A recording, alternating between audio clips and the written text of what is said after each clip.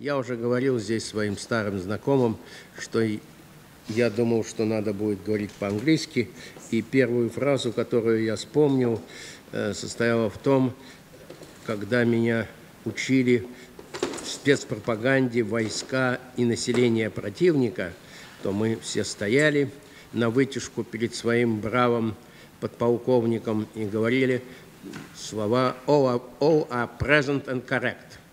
Так что вот я здесь, я думаю, мы можем сказать all are present and correct. Все на месте, все в добром здравии. Good morning. And we open our first session, our first panel, entitled Zionism and Anti-Zionism. It deals with the different aspects of Zionist history in the Soviet Union.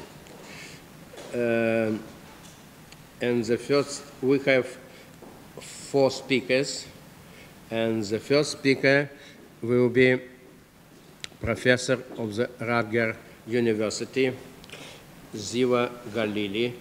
I, with great pleasure, give a floor to Professor Зива Галили. Пожалуйста. Спасибо. Лучик, так. Это, кажется, не работает. Нет. Лучик. Я начну по-русски. Хочу поблагодарить организаторов, участников и особенно Жанну, которая так много, я думаю, нам всем помогла, но точно помогла мне очень много. Спасибо. The title of my talk is Searching for the Archive of Soviet Zionism, Old and New Perspectives.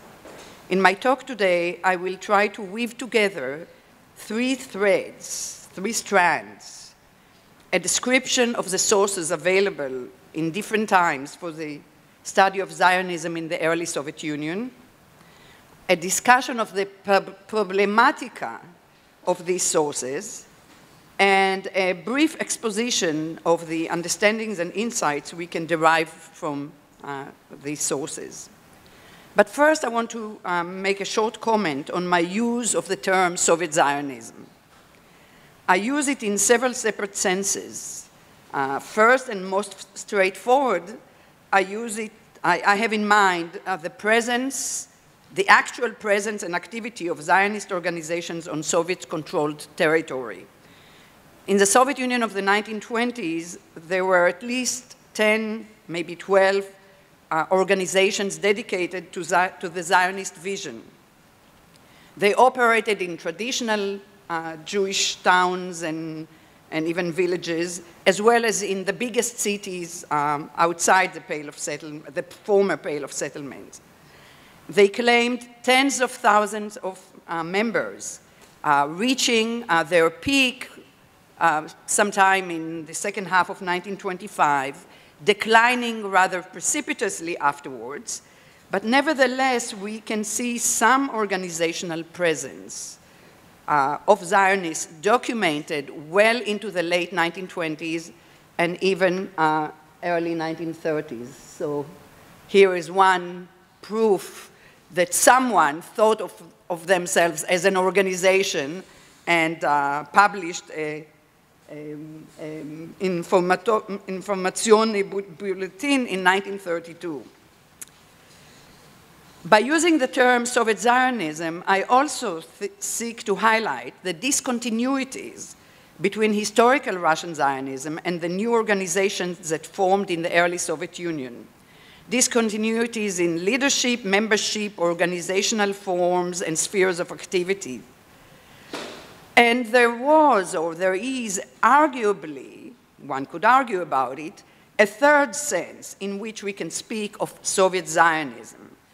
And that is the impact, or I like the word imprint, the imprint of the unique conditions of the Soviet arena on the language and the very definition of the goals of at least some of the Zionist organizations. So they are Soviet Zionists because they are so influenced by the Soviet environment. I will begin with the decades preceding the opening of Russian archives in the 1990s. During all those decades, the study of this historical episode relied almost entirely on a category of sources that is best described as retrospective self-documentation. The roughly 3,000 Zionists who emigrated from the Soviet Union to Palestine during the 1920s brought with them very few exemplars of publications and documents produced by their organizations. And I can explain why, but I don't want to spend time on it now.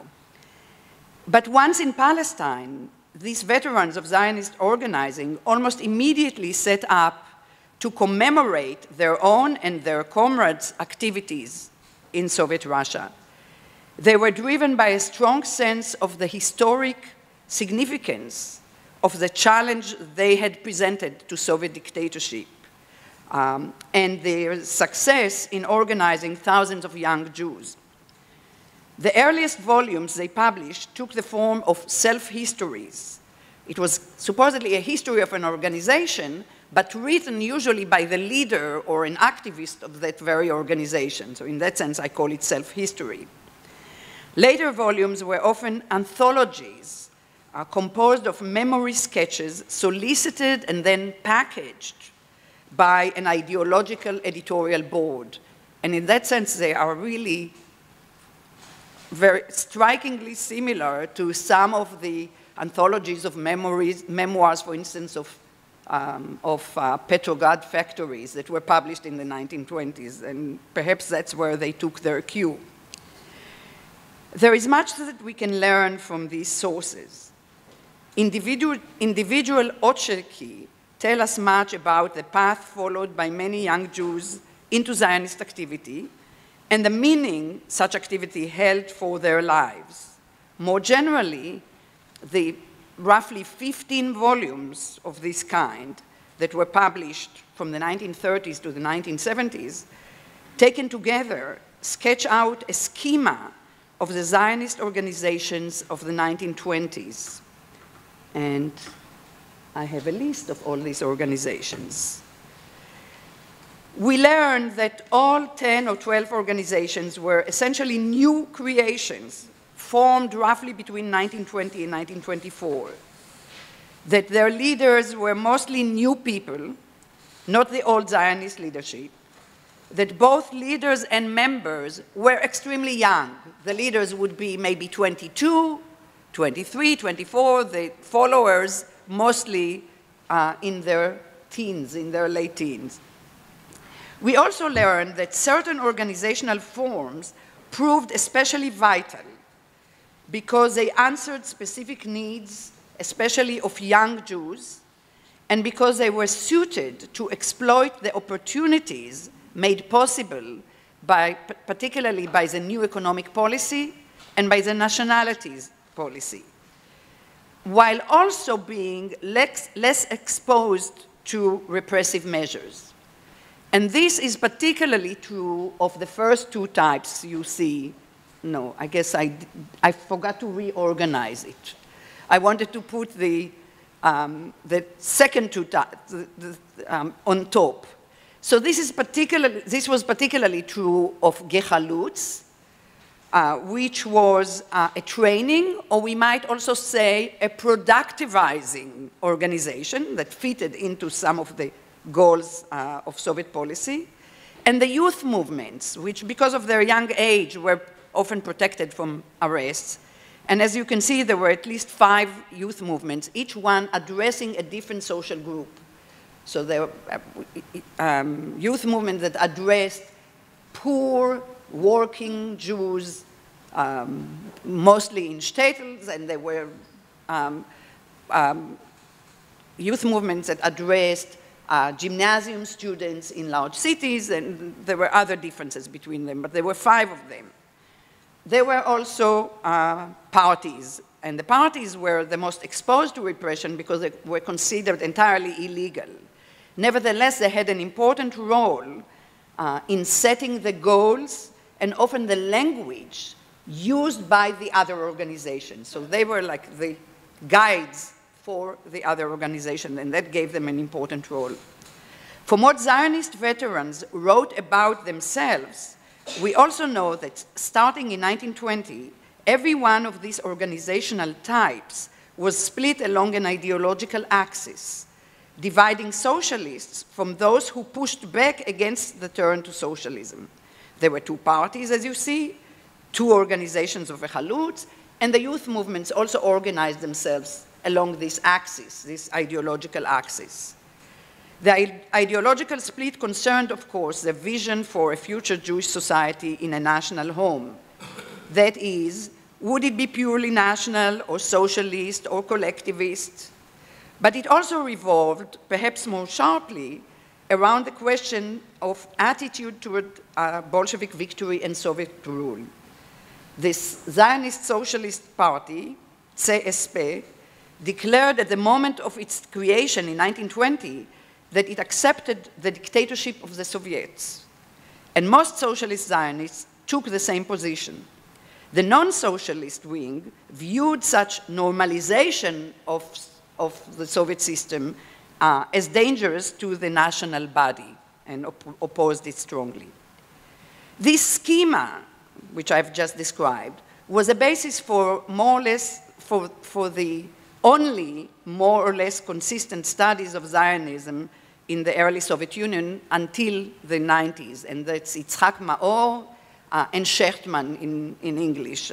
Some of you may know them. It was also the beginning of my own work. It started with these volumes. Yet this project of Zionist self-documentation was not an unproblematic source. The problem, to my mind, is in the combination of obvious subjectivity and retrospectivity. So subjective sources can be extremely useful, and someone spoke about it yesterday, I think you, Arkady. They can be extremely useful in giving us an insight into how individuals understood the social, political, or ideological order that framed their lives. But the project of self-documentation by veterans of Soviet Zionism responded to the system of values, not of the time being described, being commemorated, but of their new home in Palestine. Their volumes reflected the political and ideological hierarchies of the Jewish settlement in Palestine, which was the environment within which they operated. For that reason, many of these volumes were filled with stories of resistance to the Sekcia, perseverance in the face of Soviet persecution, but they say very little about inner doubts, outright betrayal, or succumbing to the temptations of the Soviet environment, be it revolutionary rhetoric or simply the opportunities for study and professionalizations that existed. In fact, these volumes gave rise to two seemingly contradictory mythologies.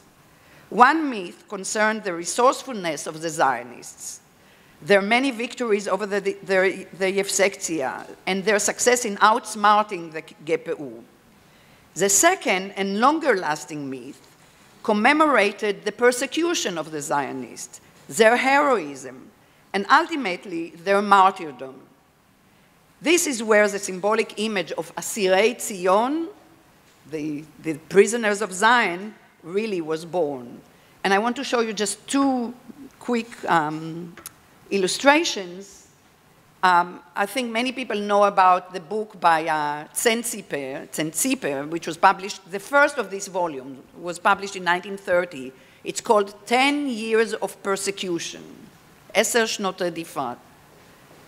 And right following the front page, you have this picture of clearly a victim, a Zionist who died in exile.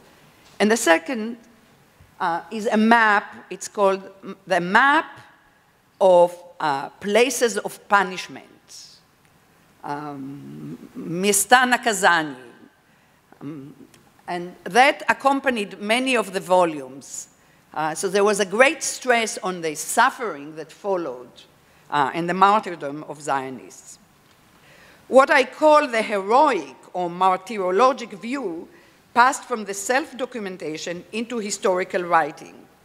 And I'll bring one example. Shechtman, in his review of Soviet Zionism, which was published many years ago, writes that in late 1924, and I quote, thousands of Zionists were languishing in Soviet prisons, 1924. But we know that as late as summer 1925, there were 15 Zionist leaders in political prisons, and 130 or so Zionists in exile in Silka, but more Zionists, 150, who had been arrested but then allowed to go to Palestine. And Boris, who will follow me, will talk at much greater length about this particular arrangement that allowed Zionists to leave and go to the place where they wanted to go. I want to shift now to a discussion of what I call the missing archive of Soviet Zionism, because until now we were talking only about retrospective writing. What I have in mind is a treasure of documents preserved in Soviet archives and made available gradually since the 1990s.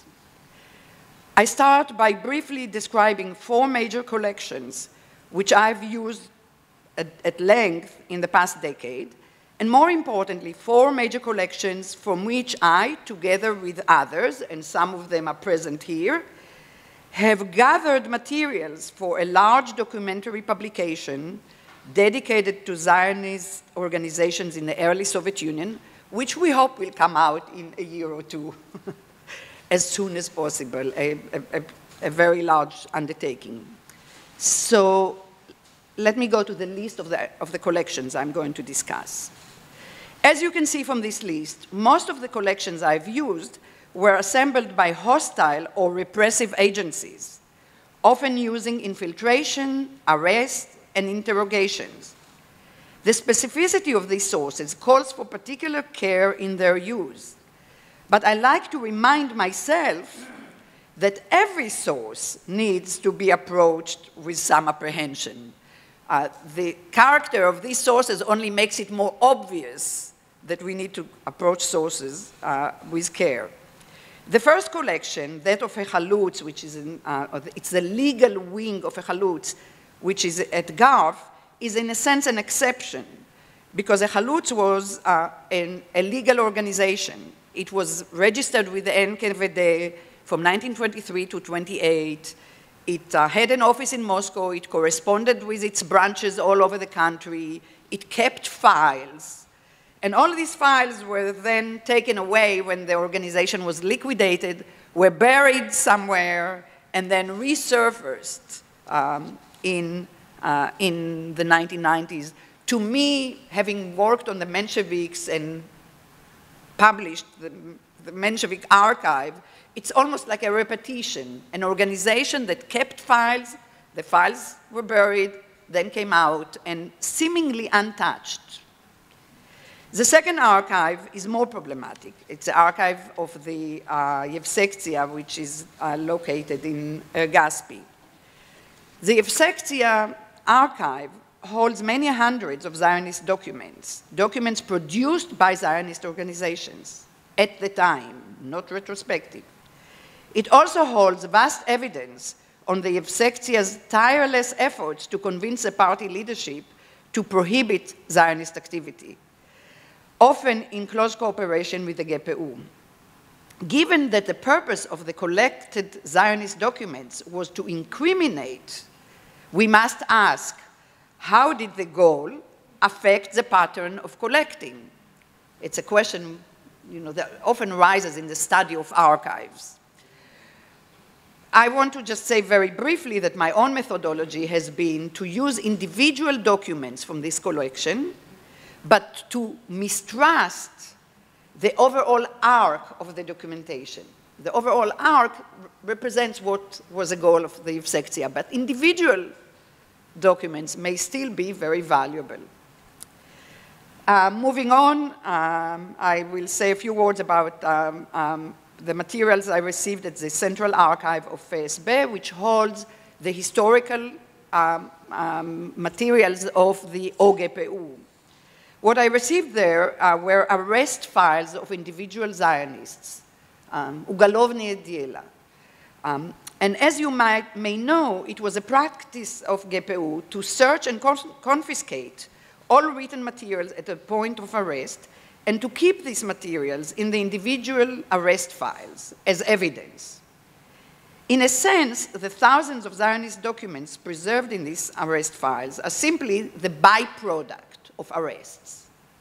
However, in the aggregate, and especially after we spent literally years identifying their organizational origins, who wrote each document, and dated them, these documents constitute the biggest archive of Soviet Zionism we have. And that's what will be published.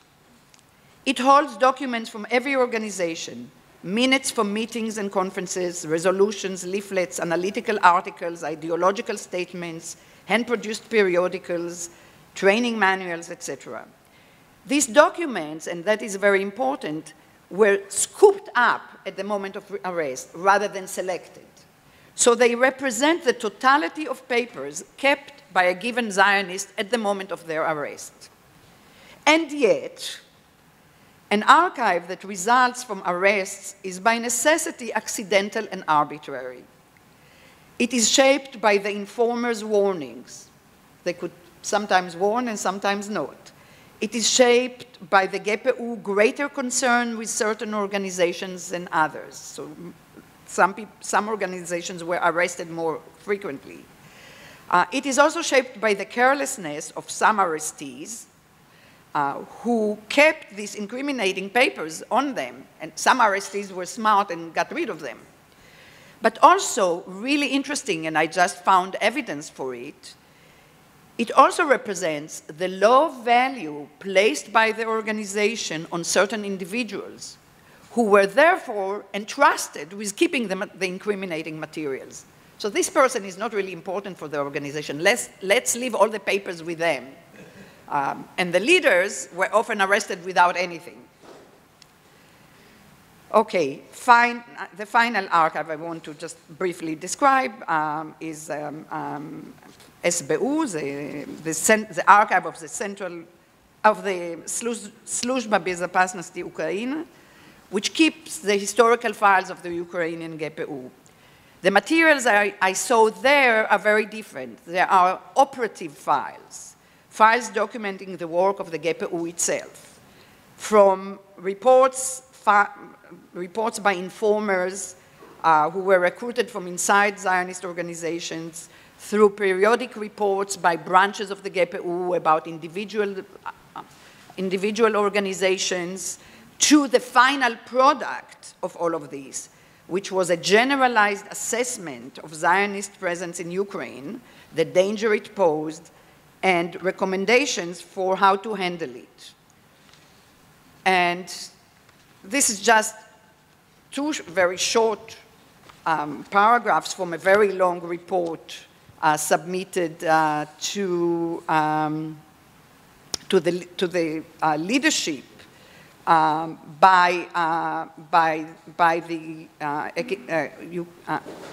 the leadership of the Communist Party of Ukraine by the Ukrainian GPU.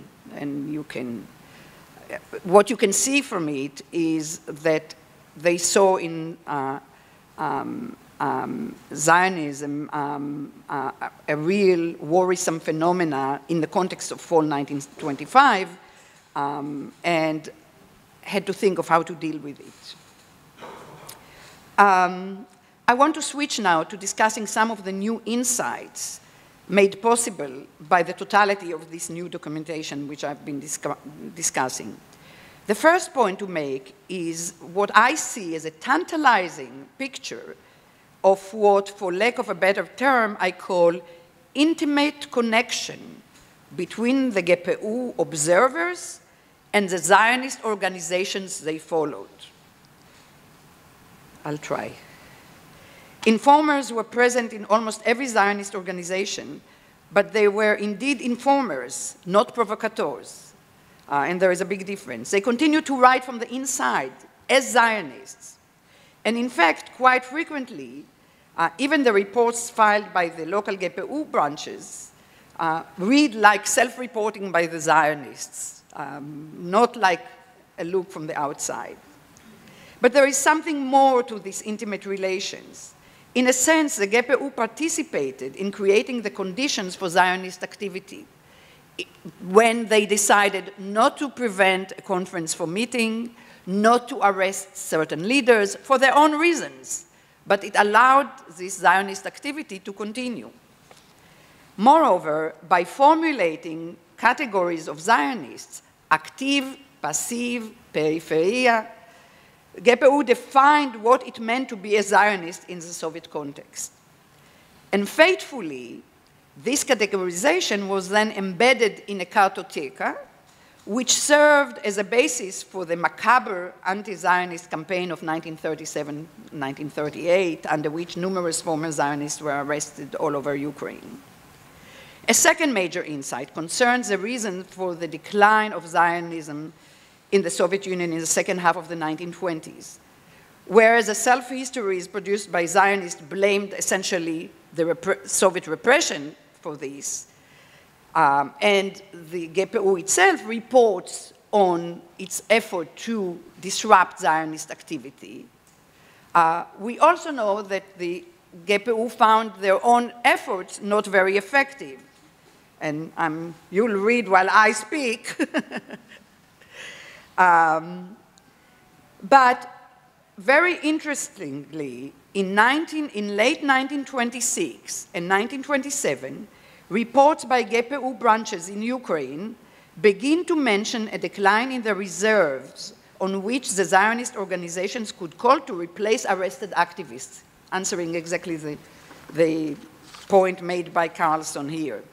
Moreover, the GPU attributed this decline not to its own effort, but to the economic crisis and unemployment in Palestine and the effect it had on immigration.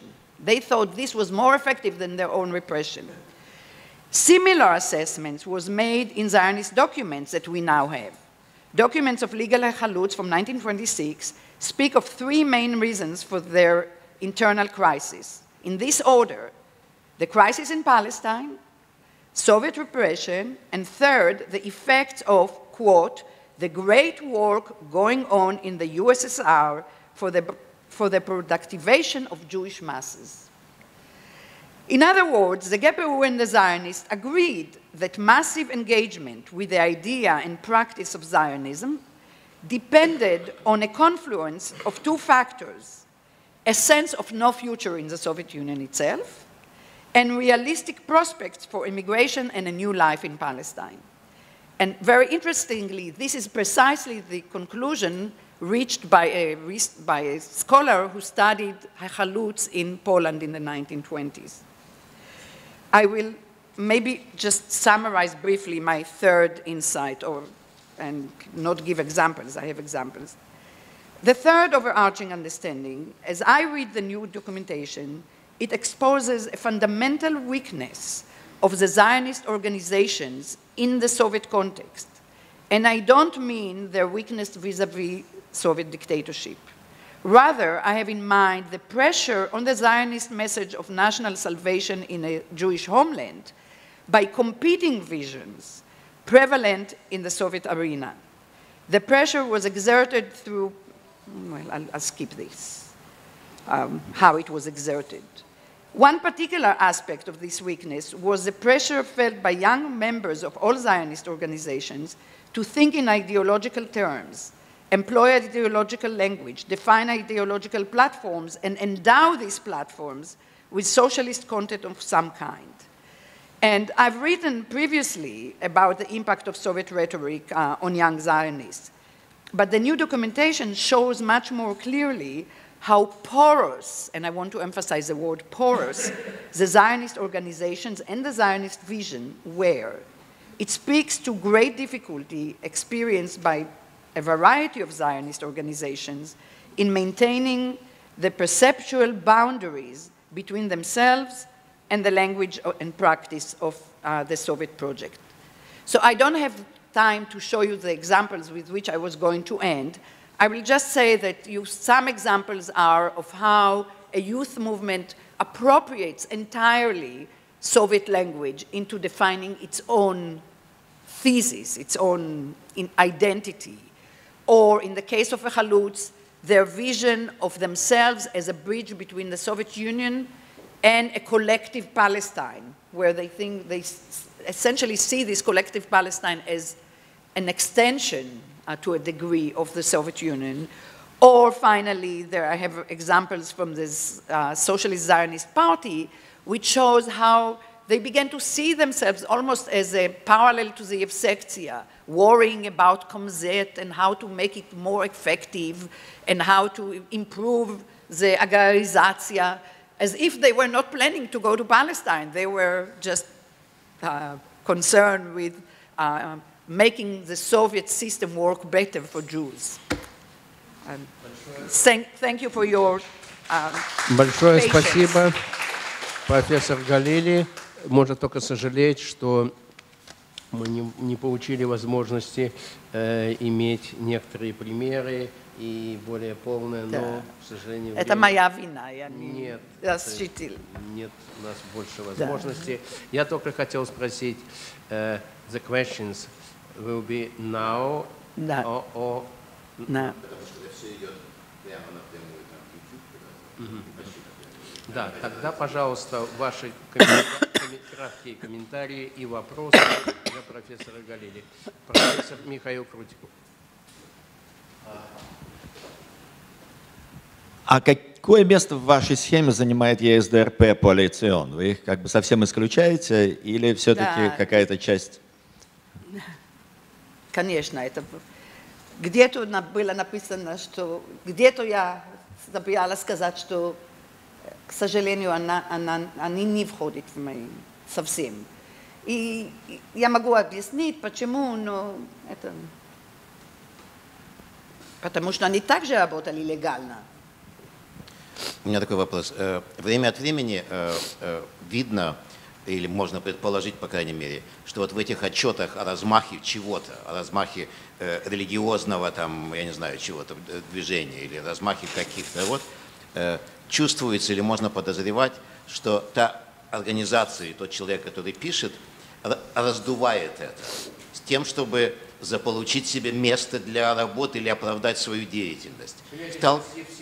Да, Секции, да.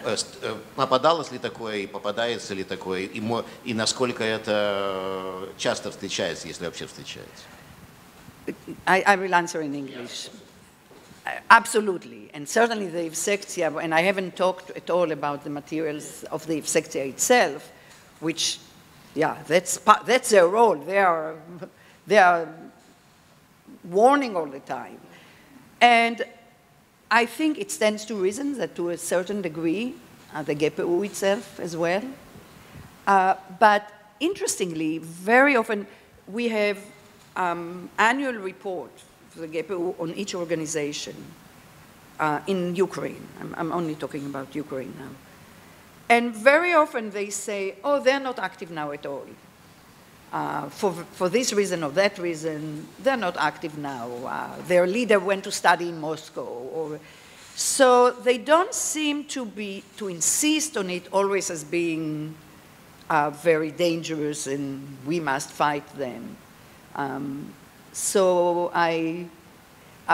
I certainly think that the urgency with which they took on this issue in 1925 has a lot to do not only with the Zionist proliferation, but with their attempt, not always successful, to carry on the nationality policy in Ukraine. So there was a problem for the nationality policy with this activity, various forms of Jewish national activity, including the Zionists.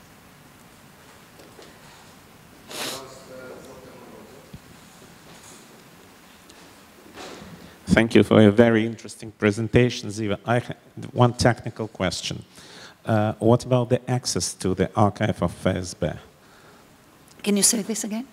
What about the access to the documents of the archive of Federal Service of Security here? Because actually, when we did 2-3 years ago some attempts to see these documents or just the records of the протоколы допросов and so on, they refused to give us, and even when they showed, basically we could only, let's say, record what was pronounced. Something changed? No. First of all, I'll say it took me years.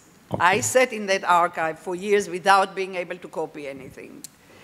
But eventually, it's the fact that we are collaborating on creating this documentary edition. And it's a collaboration between myself and the Central de Archives FSB and GAV and GASPI and archives in Ukraine. And because we are collaborating, yeah.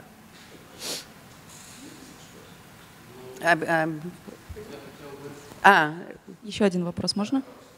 I'm curious about the relationship between the movement and the NEP, because you assert at the beginning that in some sense it was the NEP that gave rise to, or was one of the factors that opened the possibility for the revival of this movement.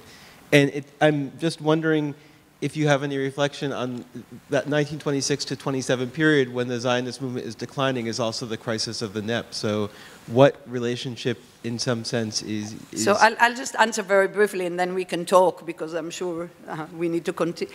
I'll just say that the NEP helped in various ways. One important way, there were rich Jews who were ready to give money to Zionist organizations. It was not unimportant. And then they weren't.